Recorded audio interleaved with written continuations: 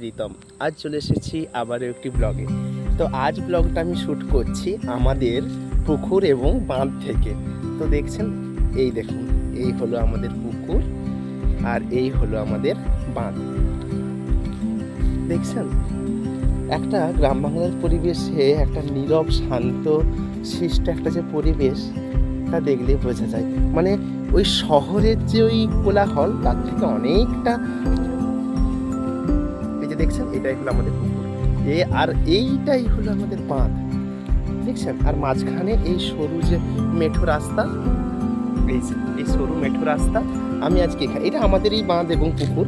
তো আজকে আমি এখানেই দাঁড়িয়ে আপনাদের সাথে গল্প করছি। তো দারুণ লাগছে। দেখছেন, এই যে বাংলা সেই প্রতীক্ষিত সেই তাল গাছ। আমি প্রতীক্ষিত করলাম কেন, আমরা তো কোনোদিনও দেখিনি তাল গাছ, শহরে থাকি। তো গ্রামে সেই তাল গাছ, রবীন্দ্রনাথ ঠাকুরের সেই কথা, সেই কবিতার লাইন মনে করিয়ে দেয়। তাল গাছ এক পায়ে দাঁড়িয়ে, সত্যি সারাদিন যেন এক পায়ে দাঁড়িয়ে আমাদেরকে প্রচুর পরিমাণে অক্সিজেন দিচ্ছে। দেখুন, ঘুম থেকে উঠে একটু মন চাই প্রকৃতির একটু কাছ থেকে ঘুরে আসি। তো তার জন্যই একটু বেরিয়ে পড়া। তো সে বেরিয়ে পড়েছিলাম নানান ভিডিও করে আপনাদেরকে তুলে ধরবো বলে। আসার সময় দেখি সে নলেন গুড়ের সেই হাঁড়ি টাঙানো হচ্ছে আবার।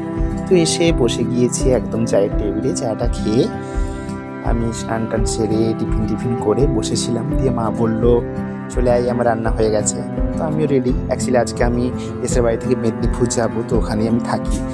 তো ওই জন্য আমি রেডি হয়ে খাবার জন্য চলে এসেছি। আজকে আমাদের বৃহস্পতিবার, বাড়িতে অন্ন হবে না, কারণ আজকে নিরামিষ আমাদের। তাই শ্যামা চালের খিচুড়ি আর এই ফুলকপি দিয়ে সোয়া চান্স দিয়ে একটা সবজি হয়েছিল, সাথে ছিল একটু কমলা লেবু।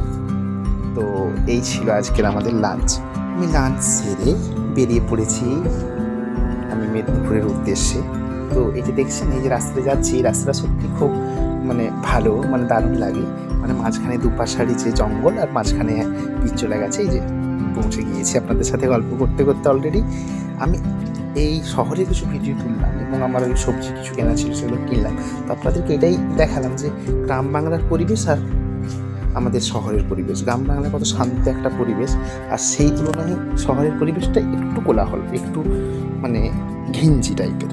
আপনারাও যারা গ্রাম ভালোবাসেন তারাও এটা রিলেট করতে পারবেন নিশ্চয়ই, বা গ্রাম না ভালোবাসলেও যারা গ্রামে থাকেন, শহরে এসে আছেন, তারাও রিলেট করতে পারবেন।